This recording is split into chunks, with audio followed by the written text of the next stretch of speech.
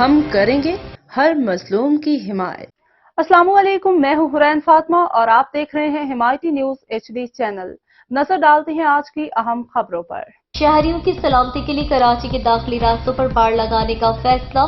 شرپسندوں کی آمد روکنے اور شہریوں کی سلامتی یقینی بنانے کے لیے انتظامیہ نے کراچی کے داخلی اور خارجی راستوں پر خاردار تاروں کی باڑ لگانے کا فیصلہ کیا ہے۔